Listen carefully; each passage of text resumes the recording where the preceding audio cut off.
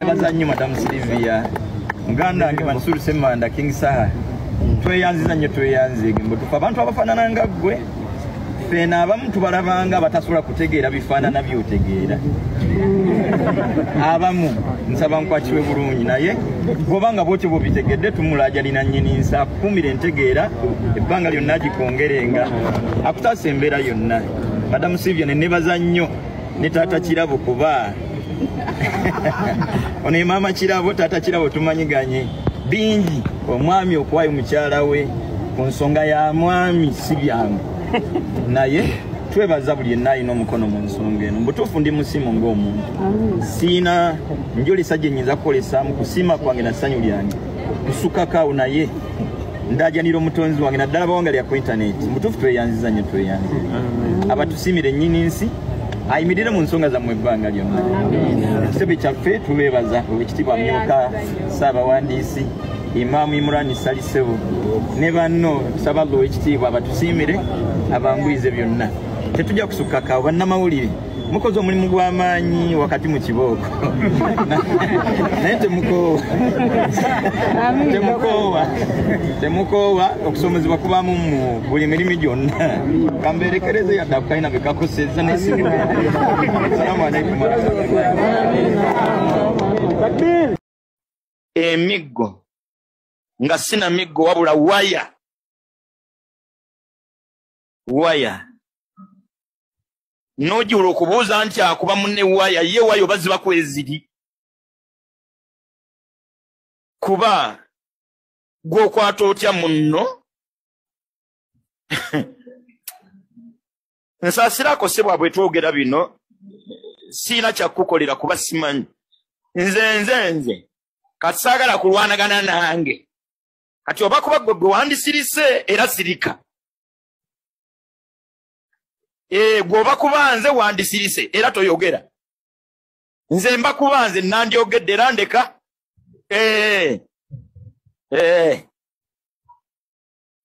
ndoza kimala kyekituufu ndoza kuno si kukakkanya yadde okutyoboola kuno kuwabulagana emyaka gyenu mugisobola okuwabula. Kyakubiri n'akatono kemanyi ku ddiini era ndoza ne pulezidenti awo omulanyi eyo mumusingako baguli pulezidenti aba alina okutuula ampulirize kuba mu ddiini musingako kati ate bwensiika mba simuyambye. Bino bwe biba bwe biti ku kulonda obulonzi nga kwa kifo kimu kujjuza bujjuza kati 2026 twolekedde ki? Nalabako omukyala yali ku kimu ku kitebe ky'ekibiina ng'akaaba amaziga ng'alina erinnya lya Ddiŋŋana ng'omukyala embeera gy'ayitamu n'abaana oluvannyuma lw'okubuzibwawo kwa taata w'abaana ng'omukyala alimbulumya ebitagambika. Ekyamazima oli omukyala nga bw'omuwuliriza gaali maziga mwayogerera nga owulira nga n'omubiri naawe olutiko lukumeze n'okwesisiwala. Kifaananyi kimuse Nzeyi Museveni kyolese mu maka g'abantu bangi, kyolese emitwe gy'abantu bangi. Gwali mulembe gwa gundi taata waffe n'abuzibwawo baali basajja ba gundi ddala yonna gy'oliba emirembe giri gigenda kuvaawa. Alright, omulungi atugoberera ku mukutu gwa Credible Media yuji. Salaamu alaikum warahmatullahi wabarakatuh.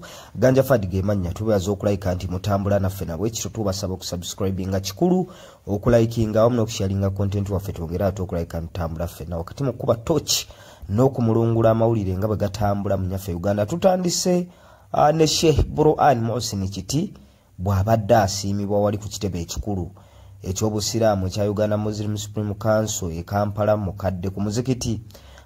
Wano nno Sheikh Burhan Kiti asiimiddwa abantu ab'enjawulo.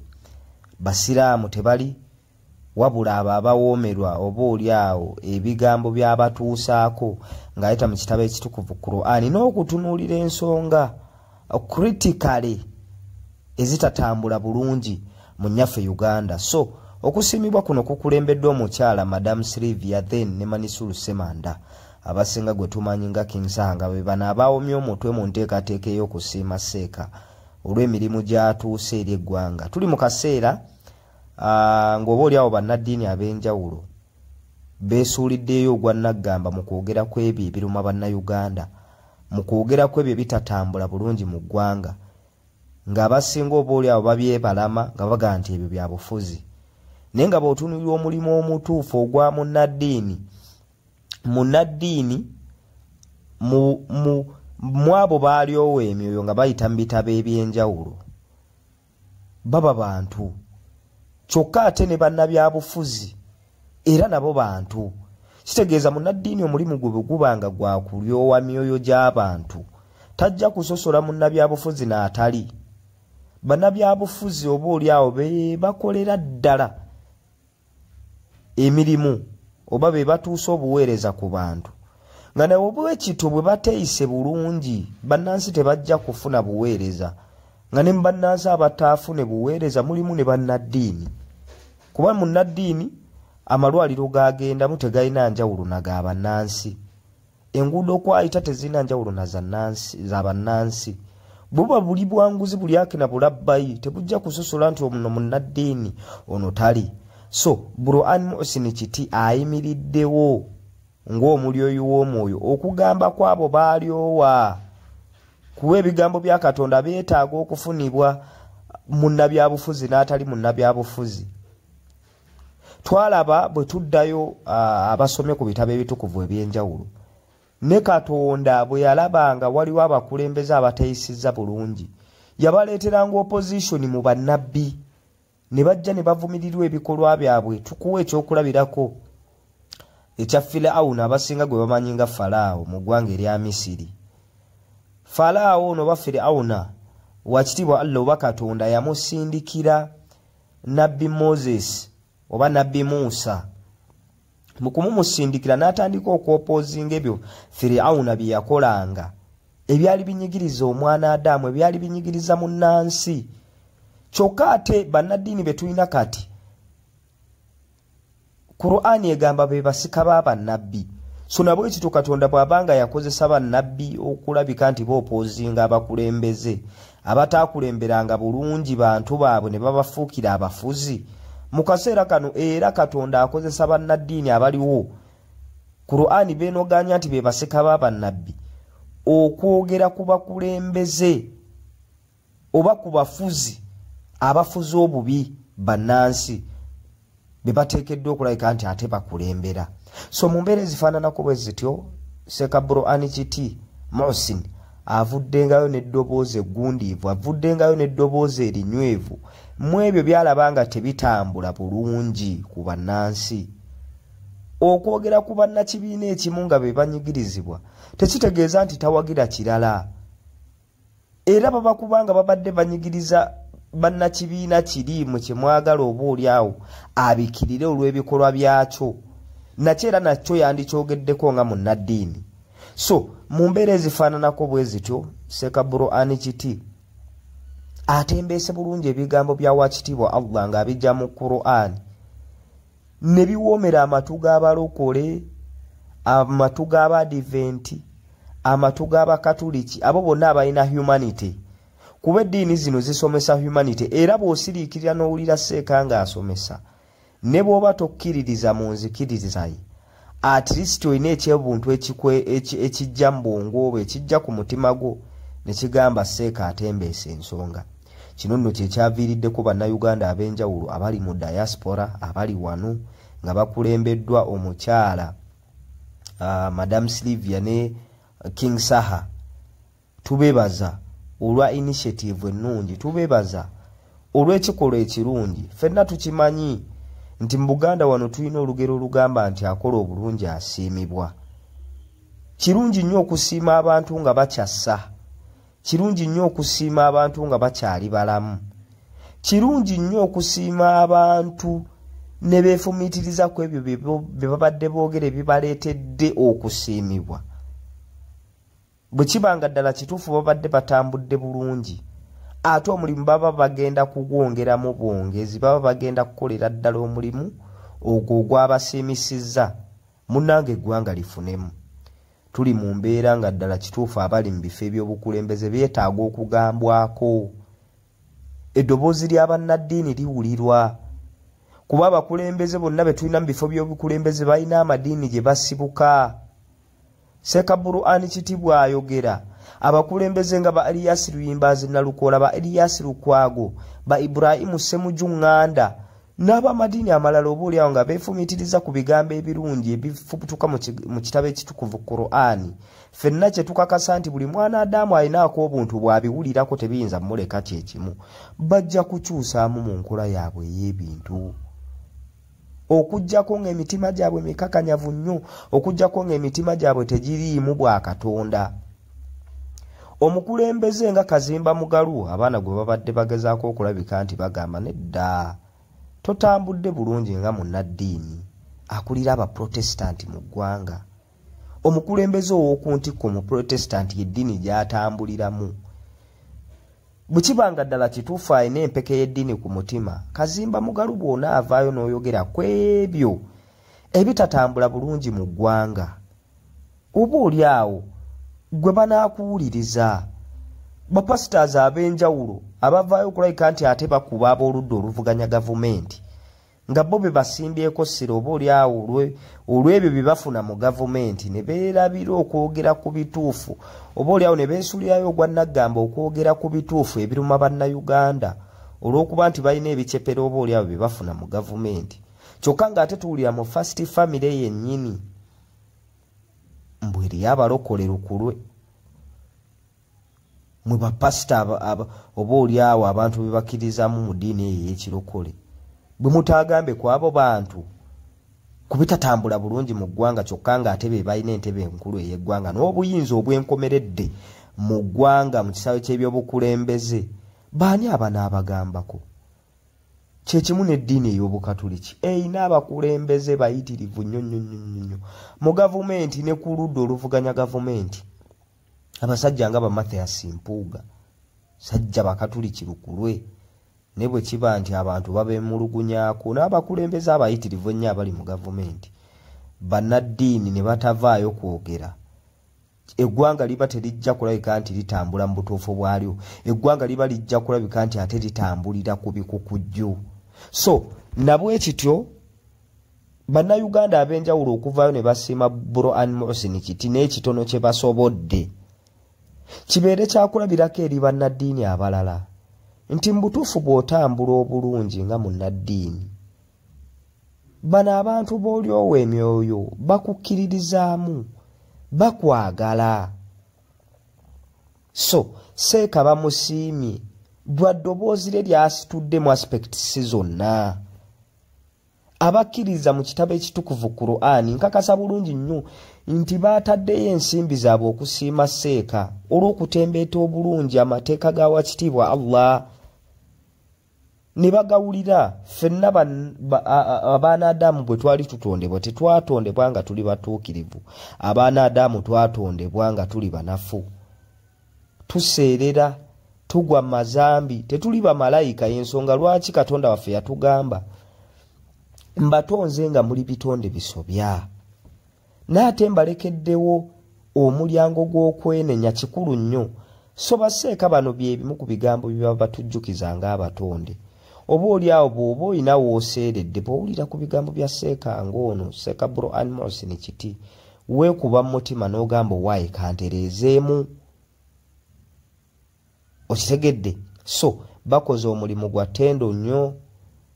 Seeka ono aviiriddeko abantu bangi nnyo okukonvaatinga mu ddiini Busiraamu, okusiramuka in large numbers olw'ensengeka ye y'ebigambo, wakati mu kubeera polite, wakati mu kubeera omukkakkamu, ayagazizza abantu eddiini, era abantu bangi nnyo abayingidde mu ddiini Busiraamu olw'ebigambo Seeka by'ayogera. Babyefumitizako ne bagamba naye Abasiraamu bano eddiini yaabwe yandibanga yentuufu. Olwa humanity gwe balaba mu Seeka ng'ayogera ku buli kimu kyonna ekitatambula bulungi, omuntu agenda okutunira ku bapasitaazi be, bo nga beekwata musoobooza. Bapasitaazi baabwe ennimi ze zitasituka. Abakulembeze ab'enjawulo mu madiini amalala ng'enneeyisa yaabwe oba oli awo tejjayo kifaananyi kya humanity olw'ensonga nti babikkirira ebikyamu ebikolebwa abo abali mu bukulembeze ng'ate oba oli abo be bandibagambyeko. Ezimu ku factors ezinzo okuleetera abantu okuyingira mu ddiini ye neeyisa y'abalyoyi b'emyoyo n'ebigambo ebibafuluma. Buli ddiini eyagala ba new converts naye tejja kubafuna nga bannaddiini tebakoze ekyo kye bateekeddwa kukola. Tebakozesezza maloboozi gaabwe bantu kwefumiitiriza ku ebyo bye bayogedde oba oliawo ne bajoyininga amadiini gaabwe. So Seeka Burhan Kiti asiimiddwa amaze ebbanga oba oliawo nga bw'akwata akazindaalo tabikkirira bikyamu bikolebwa mu ggwanga, ayogera bituufu. Nga bw'akwata akazindaalo takyaya bantu ddiini ya Busiraamu okuggyako okugibaagaza. Era ensonga lwaki abamugoberera ku social media platforms ez'enjawulo bw'ogenda mu comment section mubaamu comment nga zino: nze siri musiraamu naye Seeka njagaza eddiini, nze siri musiraamu naye Seeka mpoomerwa ebigambo byo. Y'ensonga lwaki bwe baavuddeyo ne koosi eno ey'okumusiima abantu bangi nnyo abaavuddeyo ne bakyegattako ab'amadiini ag'enjawulo, era Seeka ne bamulaga okusiima kwabwe ku ebyo byatuusaako engalo. Obutakkakkanya ddoboozi lye n'alisitula mu kaseera akatuufu waateekeddwa okulabika nti alisitulira. So Seeka mu bigambo bye abeebazizza naye n'asaba wa kitiibwa Allah oba omutonzi we gwakkiririzaamu y'aba abasasula, kuba ye akoze gugwe mmwe ne mumusiima. Ayinza mmwe okubasiima y'oyo mukama we wa kitiibwa Allah gwakkiririzaamu. So Seeka tukwebaza naffe ku mukutu gwano ogwa Credible Media UG olw'ebyo by'ozootuusangako engalo. Era Seeka tuzze nga tubawo obubaka bwe obw'enjawulo ng'asitula eddoboozi lye ku ebyo bitatambula bulungi mu ggwanga.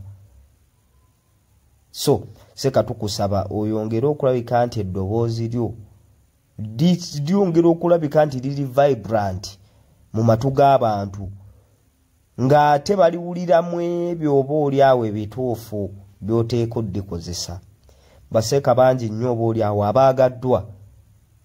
Seeka omugenzi Seeka Burhan Seeka Nuh Muzaata batte, Allahumma ghafir lahu warhamhu, wakitiibwa Allah amusonyiwe byamusobako ng'omutonde.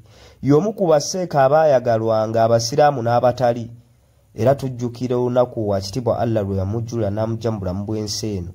Twalaba okunyolwa nga kuva eri abasiraamu n'abatali basiraamu olw'ensonga nti Seeka y'omu ku baasitulanga eddoboozi lye era yalikozesa nga mu butuufu bw'ayimirira tajja kwekomomma, ajja kwogera ku ebyo ebinyiga bannansi nga talina muntu yenna gw'anyigidde ku liiso. Bw'aba ng'abuulira enjiri ey'obusiraamu ajja kugibuulira mu butuufu bw'okugibuulira wamu n'okugyagaza, okwagaza abantu bonna aba receivings obubaka bwe obusiraamu. Yakolagananga n'abantu ab'enjawulo. Era bagamba nti awakula ennume tewakula emu. Seeka bwe yali afa yavaayo n'okwemulugunya n'agamba nze busobola okeera ku makya nga nvuddewo, wakitiibwa Allah nga mpise obanga ayisiriza ku bantu ne banzita, nze nja kuvaayo naye jja kuvaayo abalala. Seeka bwe yavaawo tulabira ddala nga Seeka Burhan Kiti atuulidde ddala mu ngatto za Seeka wakati mu kukolagana n'abantu ab'enzikiriza y'obusiraamu n'abatali. Gwe tekikwewunyisa nti omu ku bawomya omutwe mu kusiima Seeka Burhan Kiti abadde omukyala Sylvia. So bannaddiini ebyo tusaana tubyefumiitirizeeko ng'abantu wakati mu kuba nti tukola obuweereza bwaffe obw'eddiini. Abantu bano balaba akola obulungi era bamaze okusiigira ekifaananyi nti oyo yenna akola obulungi asiimibwa. Bannaddiini bangi nnyo abavuddeyo ne mukola statements eziri controversial ku bantu abanyigirizibwa, statement ezibakkakkanya era reaction yaabwe mugirabye. Tulabye abannaddiini abagundiivu ng'abantu babayisaamu eggaali, abantu nga babatyoboola lwa bigambo bye mufuluma n'ebikolwa byammwe. So wakati mu kuba nti abantu bavuddeyo n'olulimi nga lubadde lukaawu nnyo ku ebyo bye mufuluma nga bannaddiini, mwefumitirize ku kino kye bakoledde Seeka kitegeeza nti bannansi bawuliriza era ne beekenneenya ne bagamba nti bannange ono obubaka bwafulumye butuyamba nga bannansi tebutuulira ddoboozi ly'ebyo ebitunyigiriza kubanga era bwe twagambye nti bannansi embeera gye bayitamu ne bannaddiini era nabo bannansi ebintu bitatambula bulungi mu ggwanga nammwe mwafekitingibwa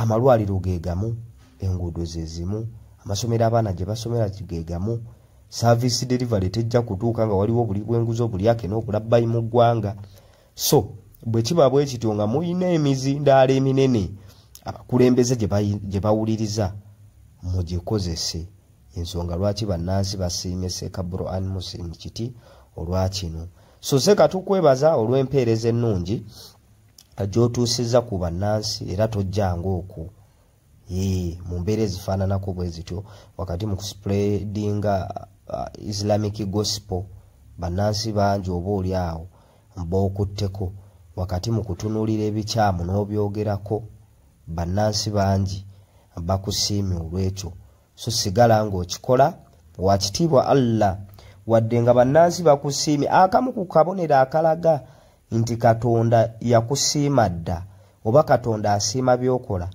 be bantu banno okusiima so tukimanyi bulungi nnyo nti bannaddiini bonna kye basinga okulabika nti bayaayaanira kwe kusiimibwa omutonzi waabwe oluvannyuma lw'obulamu bw'ensi eno akamu kabonero Ssedduga akalaga nti Katonda asiima by'okola be bantu banno okusiima so Seeka beerawo ng'okimanyi nti wakitiibwa Allah akusiima ate ng'empeera ye ennene empeera ye ebajjana ng'oba oli awo ffenna ku dduniya kuno gye tukolerera so Seeka sigala ng'ositula eddoboozi bannansi basiimu olw'ebyo by'obatuusaako olw'enkozesa gy'okozesaamu eddoboozi lyo kikulu nnyo era bajja sigala nga batambula naawe bajja sigala nga bakudifendinga nga newankubadde tulabye okutiisibwatiisibwa okw'enjawulo okozoofuna eri nno abanene ddala mu gavumenti eri abalina ebifo ebinene mu magye oba oliawo nga nabyakuntikko nga bavaayo ne twitisi ez'enjawulo n'obubaka obw'enjawulo obukutiisatiisa naye olw'okuba okimanyi nti bano bitonde nga ggwe olw'okuba oli musajja mukkiriza obukkiriza obw'okumutima ddala okimanyi bulungi nnyo nti tewali kye basobola kukola nga wakitiibwa Allah tasazeewo nga ne bwe kuba kukkiriza zira kumwa lwe luba olunaku lw'olutuufu ate oba ogenze sisinkana mutonzi okusiima olwa bino byennyini bannansi bye bakusiimidde so Seeka bannansi bakwebaza olw'omulimu omulungi gw'okola tusaba wakitiibwa Allah yaba akutusiimira ebyensusso oba oli awo ebyenkomeredde olw'oluvannyuma lw'obulamu bw'ensi naye nga tubebaza okulabika nti mutambula naffe ku mukutu guno ogwa Credible Media UG kye tubasaba bambi kwe kusubscribinga ku mukutu guno okusharinga awamu n'okulabika nti mutambula naffe mu aspects zonna naffe kituwa amaanyi n'embavu okwongera okubaweereza Ganja Fadige mannya Credible Media UG gwe mukutu salaamu alaikum wa rahmatullahi wa barakatuh Bosi Samosi Mwansi Libya autoparts twatandika ensonga ero ne mwamisaha Seeka kiti nalinga mufollowinga ku TikTok nga siri musiraamu naye ng'ebigambo byayogera binkwatako nganze omuntu okusinziira mu mbeera eza bulijjo nenda basaha ng'agamba nti naye bwe babanga bana bakristaayo babalokole basobola okusondera bapasita baabwe emmotoka ffe lwaki tetusondera Seeka waffe emmotoka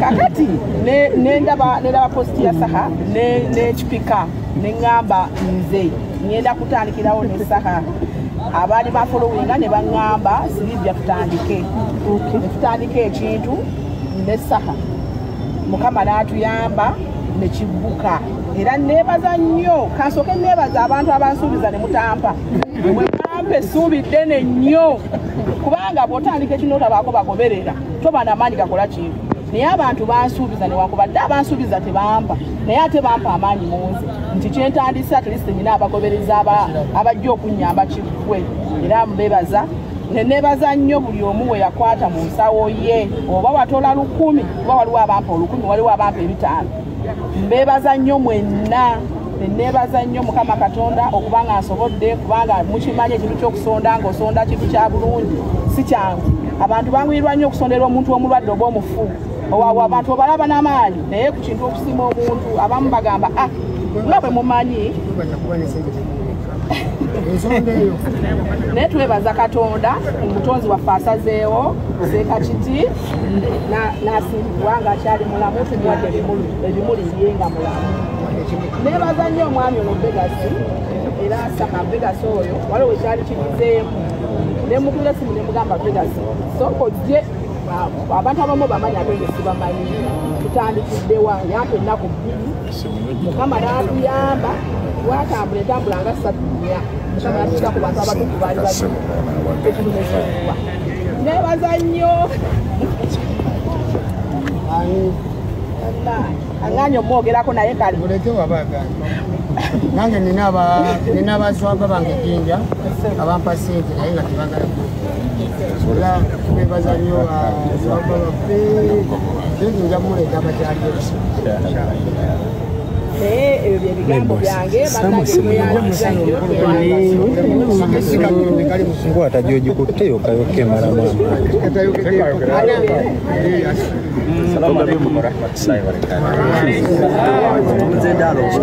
nze bino byonna byongera kunkakasa nti alina okutenderezebwa ebbanga lyonna mutonzi waffe ani yali amanyi kakasa bino naawe bikongera essuubi bino tetubikoze lwa bugezi nnyo wabula kusalawooko ekyamazima naawe osobola wakati mu kusalawo kwe yatutonda bw'aba asazeewo kuwa teri yayinza kuwa ate bw'aba asazeewo butawa teri yayinza kuwa twongere essubi mutonzi waffe mu butuufu siffe bagezi siffe b'amaanyi nze ani bannayuganda bonna nga tososodde musiraamu n'atali gwe basiima ne bakkiriza nti tugwanidde oba oli awo kusiima mu mbeera efaanana bweti mbeebaza olwebaza olubakwasa nnyini nsaaba neebalize era abansiimire yamanyi buli bulamu bwa muntu ffe tetubimanyi sina kyenja kusiima nga nze omuntu kuba sibimanyi naye ndaajanira amanyi byonna omutonzi waffenna ansiimire buli yenna ayina omukono mu nsonga eno neebaza nnyo madamu Silivia muganda wange Mansuru Semanda King Saha tweyanziza nnyo tweyanzege mbutufu abantu abafaanana nga ggwe ffena abamu tubalabanga batasobola kutegeera bifaanana byotegeera abamu nsaba nkwakirwe bulungi naye bw'obanga bwotyo bwobitegedde tumulaajalina nnyini nsa akukumira entegeera ebbanga lyonna agikongerenga akutaasa embeera yonna madamu Silivia nenebaza nnyo ne taata Kirabo kuba ono ye maama Kirabo taata Kirabo tumanyiganye bingi omwami okuwayo mukyala we ku nsonga ya mwami si byangu naye twebaza buli yenna alina omukono mu nsonga eno mbutuufu ndi musiimu ng'omuntu siina njolesa gye nnyinza kukolesaamu kusiima kwange na ssanyu lyange kusukakaawo naye ndaajanira omutonzi wange naddala bawanga lya ku intaneti mbutuufu tweyanziza nnyo tweyanzire abatusiimire ennyini nsi ayimirire mu nsonga zammwe ebbanga lyonna ekitebe kyaffe tubeebaza owekitiibwa myuka Ssaabawandiisi Imaamu Imran Salisebo ne banno tusaba owekitiibwa abatusiimire abanguyize byonna tetujja kusukkaka bannamawulire mukoze omulimu gw'amaanyi wakati mu kibooko naye temukoowa okusomezebwa kubamu mu buli mirimu gyonna kamberekereze yadde akukalina bekakoseza nesimu salamu alaikum takbir takbir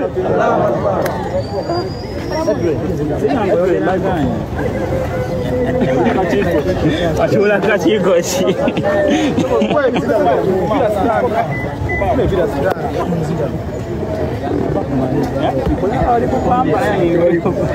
Darius. Muje musipembo nibone ngujja. Darius.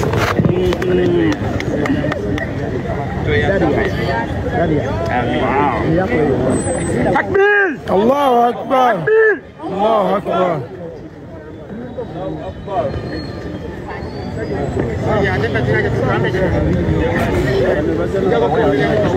Batuchomere. Bane bino bikaabya.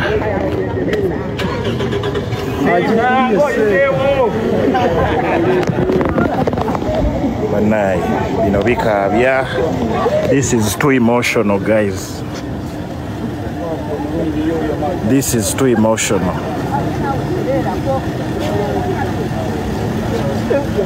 Personalized number plate. Personalized number plate.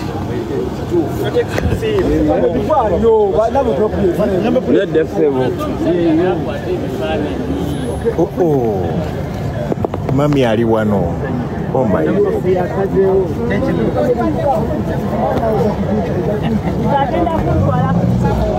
This is too emotional, guys.